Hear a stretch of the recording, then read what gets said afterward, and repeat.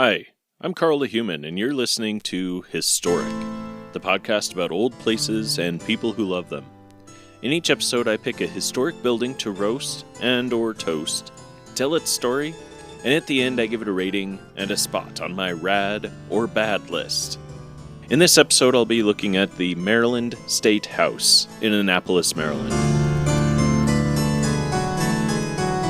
On February 3rd, 1793, Plasterer Thomas Dance began his last climb up the 90-foot-high scaffolding inside the dome of the Maryland State House. He was used to the long, arduous ascent, which he made almost daily for the last several months. It never got easier, just more routine. He was nearing the end of his biggest job yet, doing the finishing plaster work inside the iconic Capitol building. Thomas had spent years not just learning the basics of plastering, but perfecting the skills that took him from an everyday finisher to nothing less than an artist. In the meantime, he had built a little family. He had a wife and at least one young child to provide for. It was a long way to the top of the dome, carrying his tools, along with pounds of lime, sand, and water to mix his mud. Being nearly done with the job, I imagine Thomas took some breaks along the way. The Maryland State House in Annapolis is historic for many reasons. It's the oldest state capitol still in use. It has a unique dome. It's where George Washington resigned as Commander-in-Chief of the Continental Army. Events took place there that children still learn about in school to this day. Stopping to catch his breath, Thomas looked over at the Senate chamber where, in 1784, the Continental Congress ratified the Treaty of Paris, bringing an official end to the American Revolutionary War. Obviously, nothing happened quickly back then. The Revolution had essentially ended by 1782. Then it took a year for British and American delegates to agree on the terms of a peace treaty. It was signed in September 1783, which is the official recognized end of the war. Then both sides had 6 months to ratify the treaty and return to Paris to make the end officially over. Travel from the United States to Paris was around 2 months by water, and it took time to gather representatives from each state to vote. In typical United States government fashion, this ended up being a rushed last-minute vote. News of the impending treaty made it to the United States with enough time that a November meeting of Congress was planned. Still, it wasn't until January 14th, 1784, that all the representatives arrived and voted to ratify the treaty. So the people carrying it back across the ocean barely made it in time to meet that 6-month deadline. That was definitely a big moment for Maryland. But there was one glaring issue with the setting, which is why Thomas Dance was there, taking his break in the first place. So he grabbed his things and continued up. Maryland's Capitol is actually the third building to stand on its little hill in Annapolis. Colonists in the 1600s built a little building at the site, only to see it burn to the ground. They built a new Capitol that lasted a little longer, but it too found itself ultimately aflame. This time, though, they would rebuild and do it right. Joseph Horatio Anderson was hired to design the third and current Maryland Capitol building. Construction started in 1772, but of course the American Revolution happened and slowed down the work significantly. It was first completed in 1779, but apparently it had a disappointing little cupola at the top. Like just this itty-bitty thing that the sophisticated ladies in their absurdly large dresses pointed and giggled at. Also, the original cupola leaked badly. You just can't have that in a city so close to the ocean with rain and hurricanes and humidity.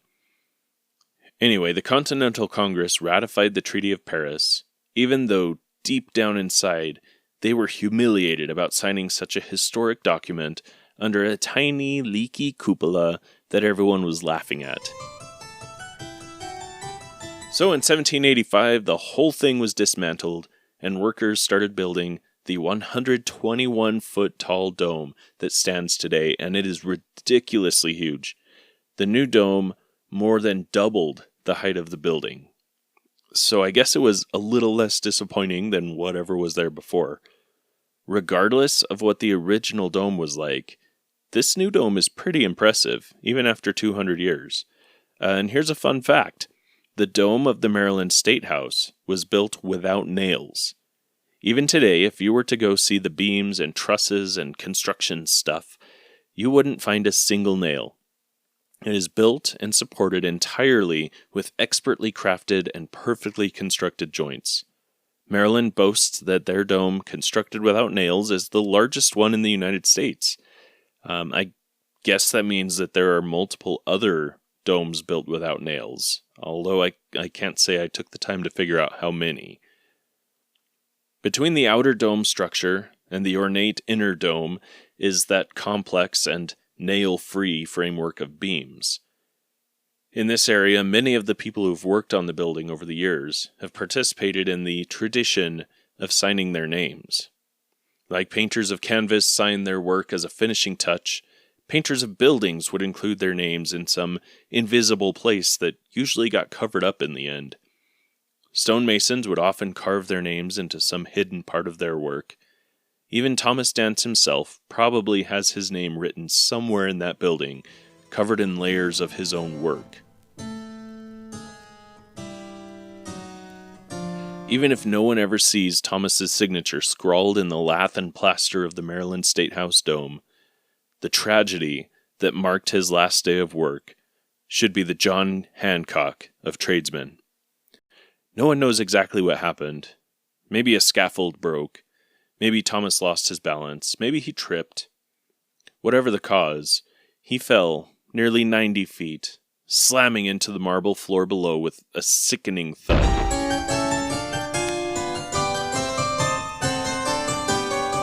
The only consolation in this tragedy is knowing he likely was killed instantly.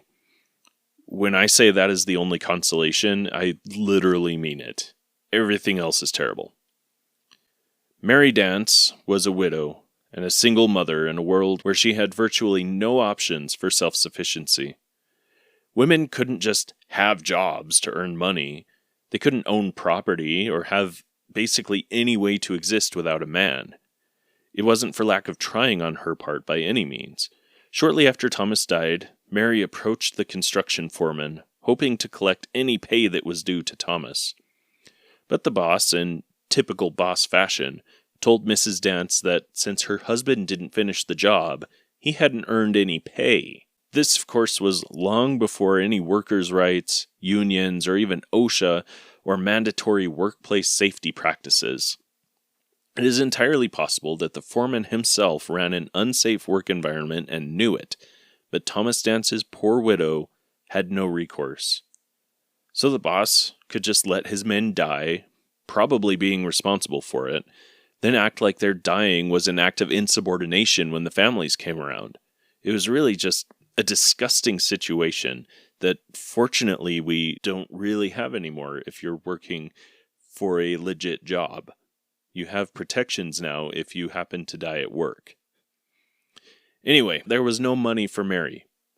So she thought she could at least collect Thomas's tools. Maybe she could sell them to another aspiring plasterer. But no, apparently it was also totally cool for the foreman to keep Thomas's tools for himself. I spent a lot of time trying to track down Mary Dance, but the best I could find is this summary of her last-ditch efforts to get any assistance as a result of her husband's death. She even went before the legislative committee suggesting that she would be satisfied with them simply buying her a one-way ticket for her and her child to get back to their family in Europe. Ultimately, this would be rejected as well. I think Maryland has a lot of explaining to do. But in the meantime, I guess the only thing I can do is pull out my rad or bad rubric. It feels a little unsettling to be lighthearted now, but let's go down the list and see where the Maryland State House gets to be. If you are just listening to this or you forgot from the previous episode, I look at 10 different categories in this list and give a score between 1 and 10, and then I add up that score. And if the place has a mansard roof, they get an extra 25% of whatever their total score is. So a little bump if you have an amazing mansard roof. So we'll just go through the categories here. Number 1 is architectural significance. I gave it a 5. The dome without nails is pretty cool, but otherwise really basic. And the architect only did a couple other noteworthy buildings that we know of. For historical importance, I gave it a 6. Some important things happen in this building that are, pretty cool, pretty interesting, even some that I didn't mention here, but nothing really noteworthy enough to make a special trip to the State House. Like if you happen to be going through Annapolis, maybe stop there and take a tour of the State House, but don't be like, oh, we're going to pack up the family and go to Annapolis to see the State House. There are other cool things to do in Annapolis, but don't go there just to see the State House. For cultural impact, I gave it a 4. It's a Capitol building. There are 51 of them if you include the U.S. Capitol building and don't include any U.S. territories that have Capitol buildings. So, it's basic. It's a basic building with a ridiculously big dome that they are not embarrassed about because it is not itty-bitty. It is humongous. For preservation efforts, I gave it a 10. Again, it's a Capitol building. It's a government building. It's not going to not be preserved well. And it does have that unique designation of being the biggest dome built without nails in the region or whatever, special designation it has. It gets a 10 in preservation efforts. Visual appeal, I gave it a 7. It's a little bit plain as a building, but it does have a commanding location in the city.